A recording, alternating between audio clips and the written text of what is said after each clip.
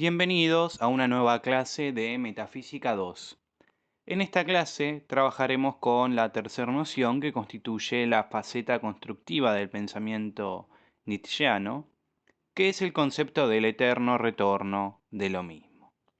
Para comenzar con esta temática, primero debemos retomar lo que hemos trabajado en las clases anteriores acerca de la voluntad de poder y el concepto del superhombre.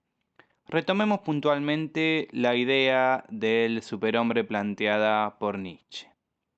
Este superhombre era aquel sujeto cuya experiencia del nihilismo lo llevaba a su propia superación a través de una transformación. Acá podemos recordar el texto de Nietzsche acerca de las tres transformaciones del espíritu, las figuras del camello, el león y el niño, recordar los conceptos de nihilismo pasivo, nihilismo activo y finalmente la superación, encarnada en el superhombre. Justamente, el superhombre supera la negación del sentido propia del nihilismo. ¿Cómo hace esto?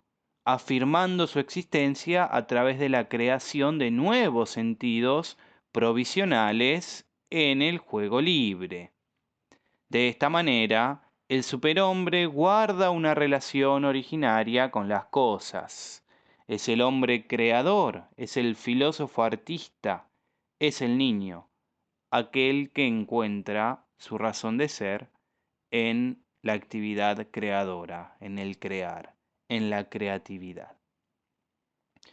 Habiendo hecho este breve repaso, aquí entra en cuestión el tema del tiempo, porque el crear, las creaciones del superhombre, decíamos, el superhombre da origen a nuevos sentidos provisionales, es decir, que el crear está referido intrínsecamente al tiempo. Ninguna de las creaciones del superhombre son eternas y encima la creación del superhombre implica establecer metas, objetivos, hacia adelante, hacia el futuro. Esto significa que la creación se realiza y se proyecta en el tiempo real, en el tiempo del transcurso del acontecer sensible. La creación no se realiza fuera del tiempo, no se realiza en otro tiempo, como sucedía en el caso del pensamiento platónico o cristiano, donde estaba la eternidad del mundo suprasensible, ajena al devenir, que era considerada esta eternidad como el verdadero tiempo, la metafísica la reconocía como tal, sino que en esta instancia del superhombre y sus creaciones, justamente hay que eliminar esta dicotomía existente entre el tiempo real y el verdadero tiempo, el tiempo eso eterno, reconociendo la inexistencia de ese otro tiempo suprasensible, y quedándonos con el tiempo real, el tiempo físico, el tiempo del acontecer sensible. Habiendo dicho esto, entonces, el creador y la creación solo es posible en la medida en que se toma en serio el tiempo, en cuanto nos quedamos con el tiempo del más acá, que es el único que hay. El creador se encuentra dentro de ese tiempo, y su crear es siempre una proyección y una superación de metas hacia el futuro. La voluntad del creador es este principio ascendente que siempre quiere más y eleva la vida hacia productos cada vez más altos. Acá ya aparece la vinculación con la voluntad de poder. La idea de que el superhombre en su creación lo que busca no es más que el ascenso de su propia vida, por eso reconoce que los sentidos y los productos a los que da origen tiene carácter de provisionalidad. Una vez que se ha alcanzado esa meta y ese producto ha sido desarrollado y cumplido, se volverá necesario volver a crear otros nuevos sentidos o nuevos productos para poder continuar con su despliegue y alcanzar niveles cada vez más altos. Aquí hemos vinculado entonces estas dos nociones de superhombre y voluntad de poder con la cuestión del tiempo, a través de las creaciones ejecutadas por el niño, para el superhombre. Entra en juego aquí, entonces, dos problemas fundamentales de la parte constructiva de la filosofía de Nietzsche. Teniendo en cuenta esta noción de superhombre, la voluntad de poder y su vinculación con el tiempo, aparecen dos preguntas o dos cuestiones que hay que resolver. y a las cuales obviamente la doctrina del eterno retorno viene a dar una solución. En primer lugar, si la voluntad de poder es la vida ascendente, que se supera siempre a sí misma, que está en constante afirmación de lo finito, la pregunta que aparece entonces es, ¿hasta dónde asciende la voluntad de poder? ¿Hasta el infinito? ¿Es esto posible? ¿Puede la voluntad de poder de lo viviente aspirar al infinito, al crecimiento o ascenso perpetuo? Si esta voluntad de poder es inherente a lo vivo y lo vivo tiene fecha de caducidad, muere, perece. Esa es la primera cuestión. Y la segunda cuestión es la siguiente. Si la voluntad de poder solo puede querer hacia adelante, hacia el futuro, se proyecta siempre en la realización de metas futuras. Y no puede querer hacia atrás, hacia el pasado, no puede volver la espalda, podríamos decir, a lo que ha quedado atrás, no puede darse vuelta, mejor dicho, y también proyectar hacia el pasado. Entonces hay que reconocer en última instancia un poder superior del tiempo por sobre la voluntad de poder.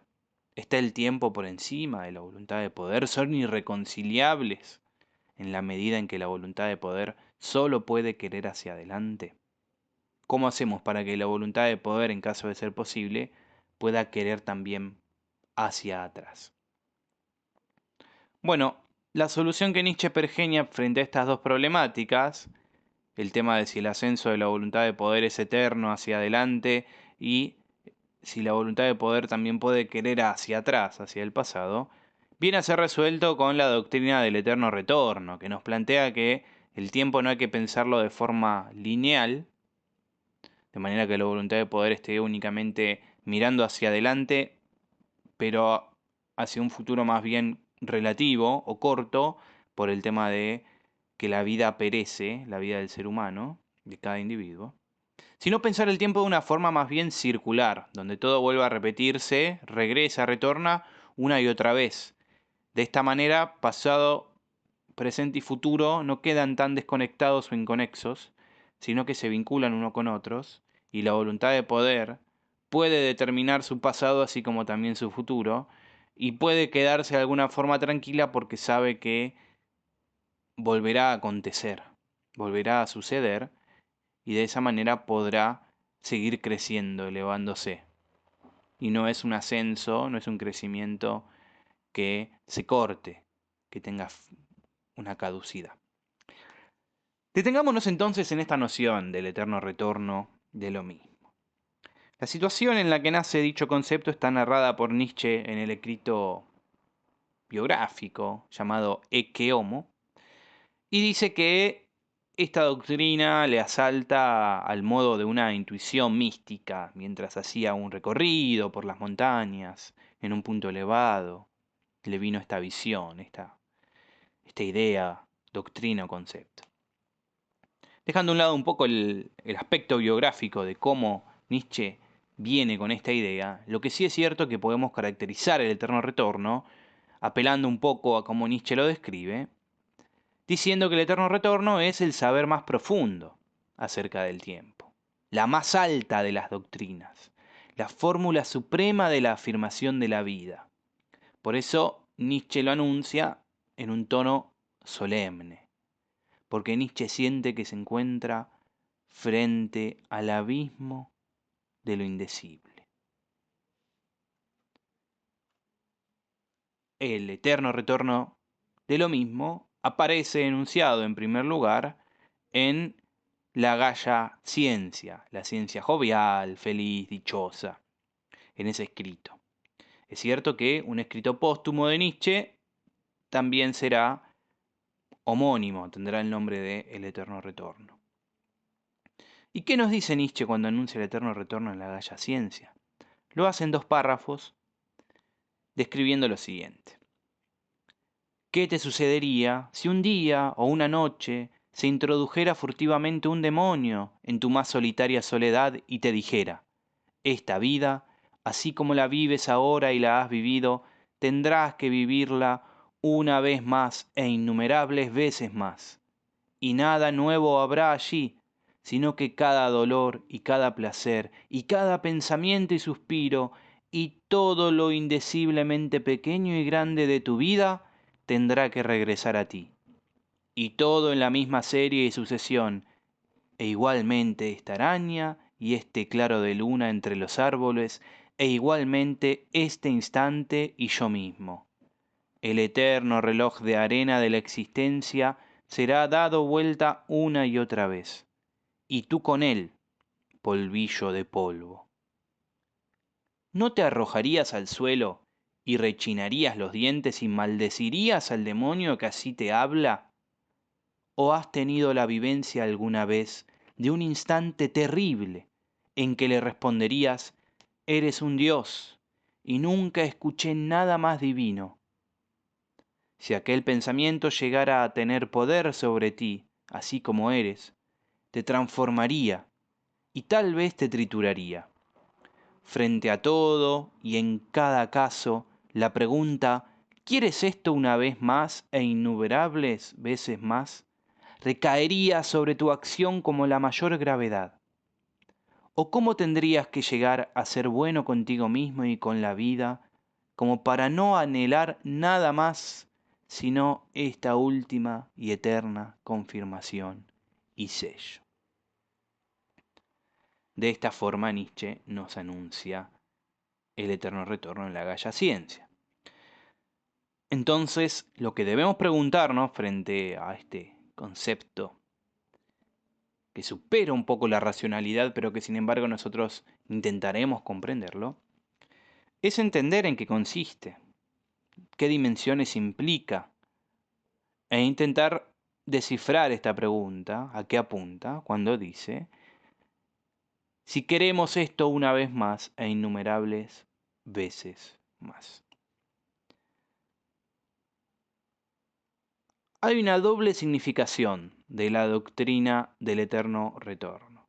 Una significación cosmológica y otra de tipo moral.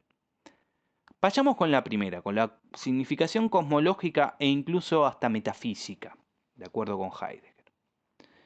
De acuerdo con la significación cosmológica, hay que comprender el eterno retorno como un enunciado que define la estructura necesaria y esencial de la realidad. El eterno retorno nos viene a mostrar que el devenir del universo no tiene un orden racional, ni fin o fines o etapas o un sentido, como pretendía la noción del tiempo del mundo físico de la metafísica, sino que el devenir es más bien un movimiento circular, en el que toda situación se repite cíclicamente hasta el infinito.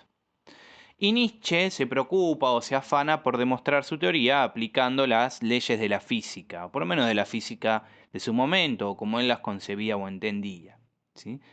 Para Nietzsche, el tiempo natural del devenir es infinito, no tiene comienzo, no tiene fin, poco parecido a los griegos. Pero sin embargo, la materia y las fuerzas físicas del mundo no son infinitas, sino que son finitas. La materia y las fuerzas del mundo no desaparecen, no se pierden, pero tampoco aparecen materia y fuerzas nuevas, sino que están todo el tiempo cambiándose, transformándose, y esa materia y esas fuerzas finitas se van combinando entre sí, de modo tal que el estado actual del mundo, del universo, expresa una serie o expresa una cierta combinación de toda la materia que hay en el mundo y toda la fuerza. Está combinada de una cierta manera. Ahora bien, si la materia y la fuerza y las combinaciones que nacen de ellas son finitas, entonces la cantidad de posibilidades de combinaciones entre la materia y la fuerza también es finita. Pero, si el tiempo es infinito, mientras que lo que habita el tiempo es finito, entonces podemos pensar que todas las combinaciones posibles que se pueden dar entre la materia y la fuerza, por más que sean millones de millones, seguramente ya se han dado en algún momento, todas ellas. Porque el tiempo es infinito, no termina nunca. Entonces en algún momento va a volver a darse la combinación de materia y fuerzas como se dio anteriormente en alguna otra instancia.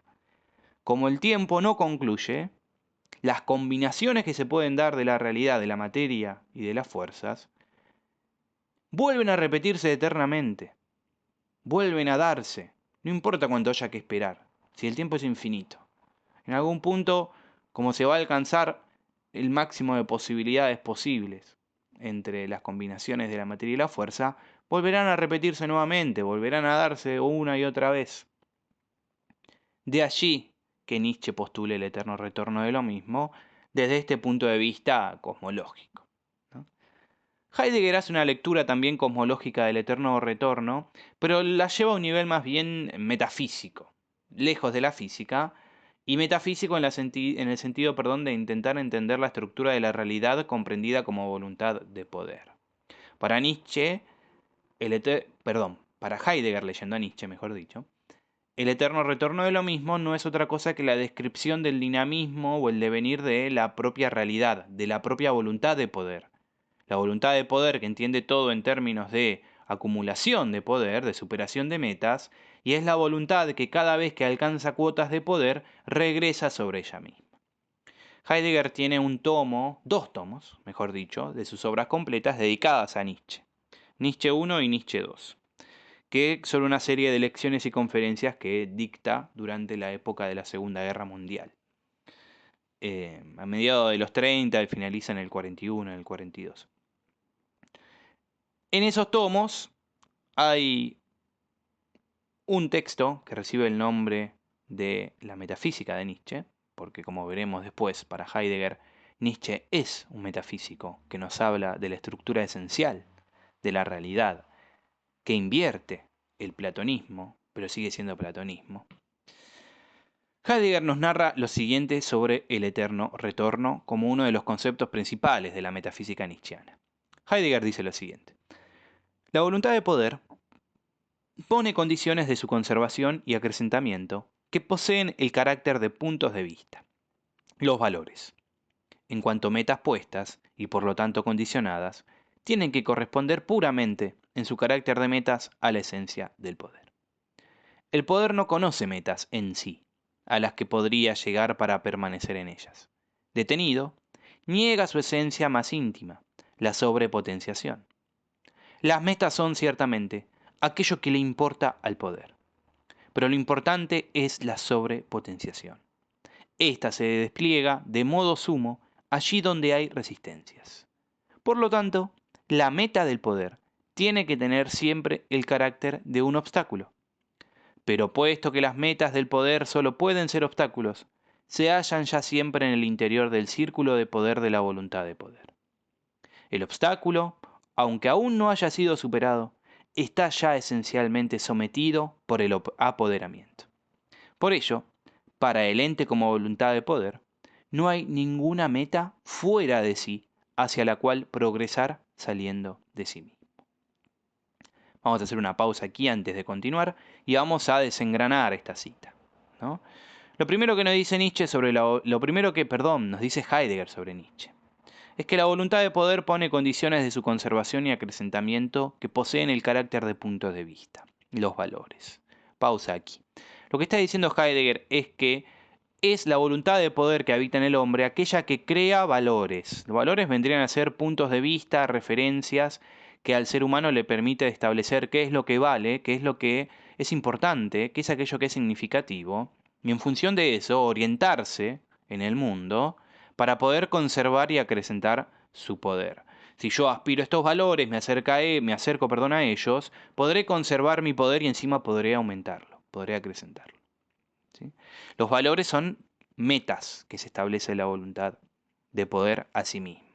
Por eso continúa la cita diciendo, en cuanto metas puestas y por lo tanto condicionadas, tienen que corresponder puramente en su carácter de metas a la esencia del poder. Los valores, explicamos, son establecidos por la voluntad de poder. Por eso son condicionados los valores, porque no son absolutos, sino que tienen como condición necesaria la voluntad de poder que los establece. Y entonces estos valores, estas metas, responden en última instancia a aquello a lo que aspira la voluntad, que es al poder. Por eso dice que se corresponden a la esencia del poder. Son valores en la medida que orbitan en torno a el acrecentamiento y la conservación del poder. Por eso más adelante continúa la cita diciendo que el poder no conoce metas en sí a las que podría llegar para permanecer en ellas. ¿Qué significa esto? Que no hay metas absolutas, fijas, establecidas, donde se acabe el acrecentamiento y conservación del poder, sino que toda meta existe para ser superada, y una vez que ha sido superada tendrá que instaurarse una nueva meta para poder continuar con este acrecentamiento del poder. Detenido, dice Heidegger, niega su esencia más íntima, la sobrepotenciación. Esta es la esencia del poder, de la voluntad de poder, el querer sobrepotenciarse, el querer cada vez más poder. No se detiene, todo lo absorbe. Las metas son ciertamente aquello que le importa al poder, aquello a lo que aspira, pero lo importante para el poder nunca es la meta por sí misma o en sí misma, sino la meta en la medida que permite poder seguir acrecentando poder, poder seguir sobrepotenciándose. Y para poder uno aumentar su poder y sobrepotenciarse, necesitamos superar obstáculos, resistencias. Por eso dice Heidegger que la meta tiene este carácter de obstáculo, tiene este carácter de resistencia, al cual tenemos que alcanzar y tenemos que saltarlo, tenemos que superarlo, para después poder establecer nuevas metas de poder. Por eso un poco más adelante en la cita, continúa Heidegger diciendo que puesto que las metas del poder solo pueden ser obstáculos, se hallan ya siempre en el interior del círculo de poder de la voluntad de poder. Esto significa que todo valor pensado como meta y como obstáculo a ser superado siempre está visto desde la óptica del poder. Todo lo que la voluntad de poder observa o reclama para sí siempre está pensado desde la mirada del poder. Siempre todo está esencialmente sometido por el apoderamiento, como dice Heidegger, ¿no? Por ello, concluía nuestro párrafo, para el ente como voluntad de poder no hay ninguna meta fuera de sí hacia la cual progresar saliendo de sí mismo. Por eso entonces, dice Heidegger, la voluntad de poder a lo que aspira es a su sobrepotenciamiento, a su propio aumento. La voluntad de poder aspira a seguir queriéndose a sí misma. Cuando la voluntad de poder aspira a mayor poder, este mayor poder al que aspira lo hace para poder seguir queriendo más poder, para poder seguir afirmando esa voluntad. Por eso no hay ninguna meta fuera de sí mismo a la cual progresar. En primer lugar, porque todo lo que nos rodea es entendido bajo la óptica del poder. Y en segundo lugar, porque en definitiva todo es entendido bajo la óptica del poder, porque eso nos permite sobrepotenciarnos y poder seguir desear o querer, seguir siendo esta voluntad que somos. ¿Sí? Y aquí viene la frutilla del postre, digamos, el culmen en el párrafo siguiente de la idea que desarrolló Heidegger aquí. Continúa Heidegger diciendo que la voluntad de poder en cuanto sobrepotenciación de sí misma retorna esencialmente a sí misma y da así al ente en su totalidad, es decir, al devenir, el peculiar carácter de movilidad. De este modo, el movimiento del mundo no tiene ningún estado final que exista por sí en alguna parte y en el que, por así decirlo, desemboque el devenir. ¿No? Lo que Heidegger está mostrando acá es si la esencia de la realidad es la voluntad de poder, su modo de existencia es el eterno retorno. La voluntad de poder, que busca siempre sobrepotenciarse, vuelve y una y otra vez sobre sí misma. Cada vez que alcanza cuotas de poder, retorna a sí misma para asegurarlas y luego se despliega nuevamente la voluntad en búsqueda de mayores cuotas de poder. Y esto sucede en todo el mundo. El dinamismo del mundo es este. Y esta salida en búsqueda de mayor poder para después retornar sobre sí mismo y asegurarlo y nuevamente volver a salir, es en definitiva, para buscar más poder, es en definitiva el devenir, el carácter de movilidad que tiene el ente en su totalidad. Entonces, el devenir tal cual como lo conocemos, el movimiento del mundo, no tiene un estadio final en el cual desemboque, un punto de llegada, sino que es siempre este volver sobre sí mismo de la voluntad de poder. ¿Sí? No hay, en definitiva, ningún estado final que exista por sí en alguna parte, y en el que por así decirlo desemboque el devenir, sino que solo hay una voluntad de poder, esta fuerza que hemos trabajado en la clase anterior, que retorna continuamente, eternamente sobre sí misma en este sobrepotenciamiento de lo que es. Entonces, pasando un poco en limpio la lectura de Heidegger, el eterno retorno de lo mismo señala el movimiento de la voluntad de poder que, en este dinamismo de sobrepotenciación, la voluntad fija metas y valores para poder alcanzar mayor poder, y una vez alcanzado ese poder, lo requiere, la voluntad lo requiere, para poder aspirar a cuotas de poder todavía más elevadas. Se trata de una voluntad yendo cada vez hacia la conquista de más poder y retornando hacia sí misma para luego ir en busca de todavía mayor poder. Esto es el eterno retorno, tal como lo entiende Heidegger en Nietzsche. Pero decíamos que también había otra significación, que es la significación moral. La idea de que la tarea del eterno retorno no se configura tanto como algo que sucede en un plano cosmológico, sino que habría que pensarlo como una tarea a realizar, una tarea propia del humano. Tiene que ver con que el hombre quiera la repetición eterna de su existencia. Y esto aparecía en la pregunta propia de la formulación del eterno retorno en la ciencia feliz o la Gaia Ciencia. En esa pregunta de ¿quieres esto una vez más e innumerables meses más? ¿Cómo entonces entender esto? ¿No? Pareciera que antes de actuar habría que preguntarse si uno quiere que la decisión que va a tomar la tomaría de nuevo una y otra vez por toda la eternidad. La doctrina de Nietzsche del eterno retorno reza de la siguiente manera. Vive de modo que desees volver a vivir. Tú vivirás otra vez. La pregunta es en todo lo que te dispongas a hacer. ¿Es esto de tal naturaleza que yo lo quisiera hacer por toda una eternidad? Esta es la más grande de todas las fuerzas.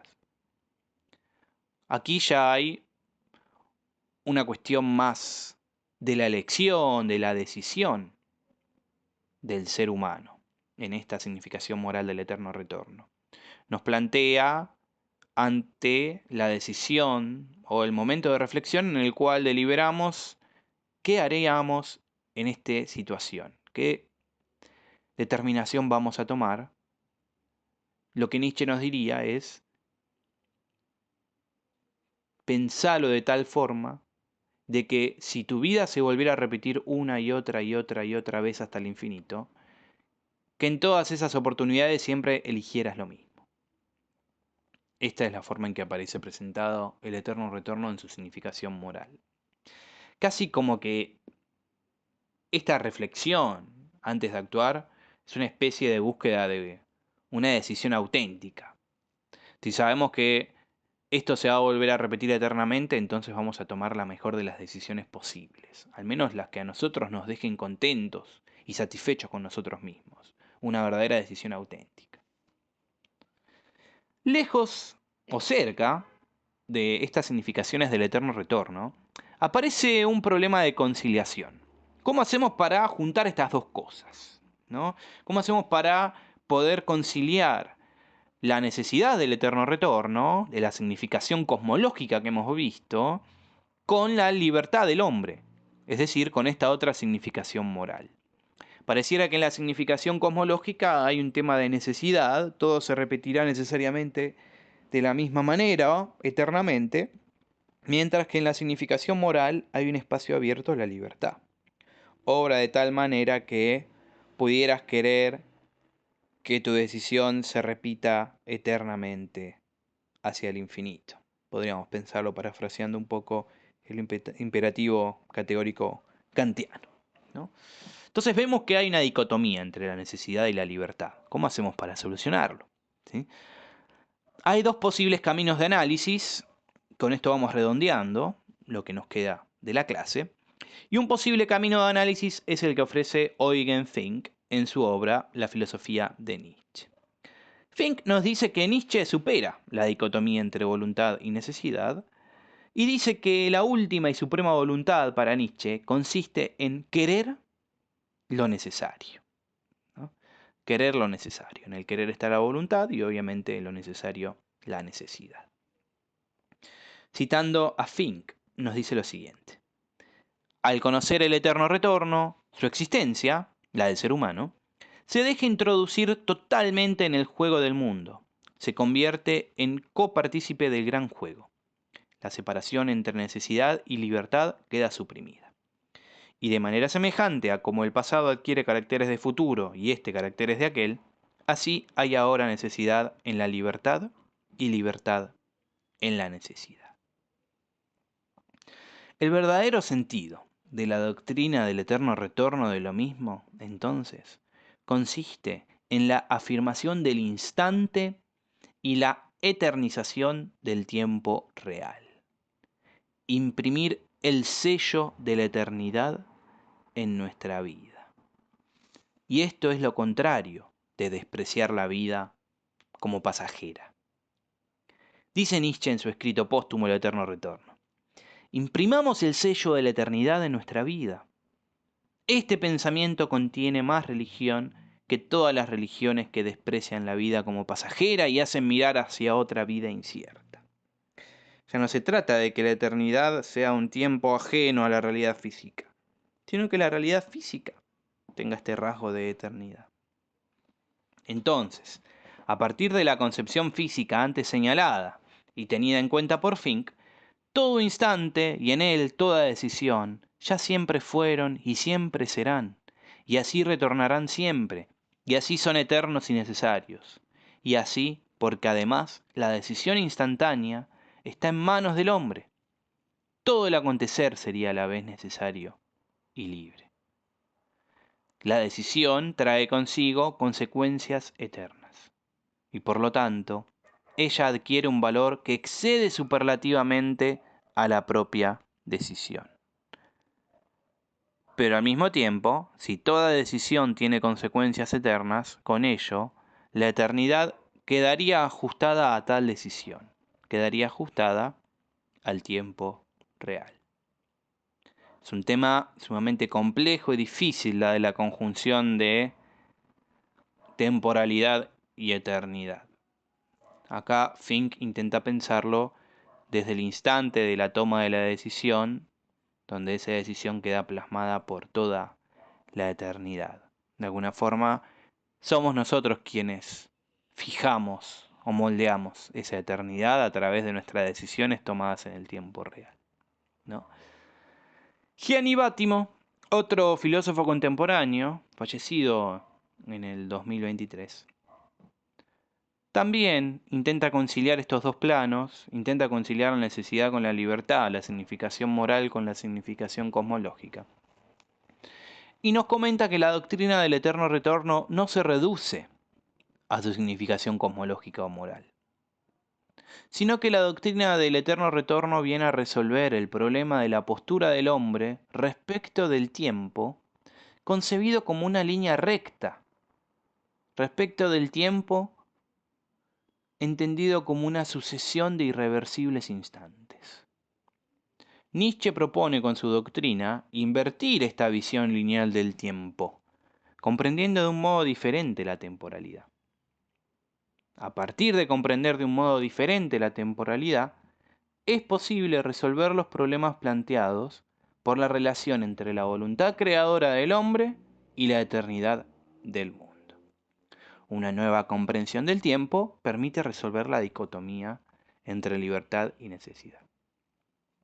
Entonces el superhombre va a ser aquel que viva de acuerdo con esa otra noción del tiempo y que por eso pueda conciliar necesidad y libertad. Si el tiempo no es una línea recta formada por una sucesión de instantes, entonces habrá que pensarlo como un círculo, donde el instante representa el punto en el que pasado y futuro se sueldan, se unen, se atornillan, se fusionan. La función que ejerce el instante es lo que da el verdadero significado a la doctrina del eterno retorno. Allí se resuelve la dicotomía entre necesidad y libertad. Allí se unen pasado y futuro. El instante es el momento de la decisión que lleva consigo todo el futuro y todo el pasado. La decisión se encuentra siempre en una suerte de relación inmediata con la totalidad del tiempo. Y en toda y cualquier decisión se juega lo que siempre fue y lo que habrá de ser. Siempre y cuando entendamos el tiempo bajo esta nueva modalidad, como este círculo en el que plasmamos para lo que vendrá lo que ya ha sido. Y la libertad se cuela en los instantes de decisión. De esta manera damos por culminado esta tercer gran noción de la parte constructiva del pensamiento nietzscheano, que es el eterno retorno de lo mismo. La próxima clase, para culminar con Nietzsche y para culminar con su faceta constructiva, retomaremos los temas que hemos presentado de Nietzsche al comienzo de su abordaje, que estaban más bien vinculados con el nacimiento de la tragedia, y por eso nos dedicaremos a observar qué podemos sacar de positivo, de lo trágico, de Dionisos y el ser del devenir. Estos tres elementos que habíamos presentado cuando nos ocupamos de la primera obra de Nietzsche, del nacimiento de la tragedia, vuelven a ser retomados aquí, luego de haber pasado por la instancia del superhombre, de la voluntad de poder y el eterno retorno, para poder constituir también parte de esta faceta constructiva del pensamiento nietzscheano. Estos elementos, estas concepciones y nociones serán abordadas y trabajadas en nuestra próxima clase.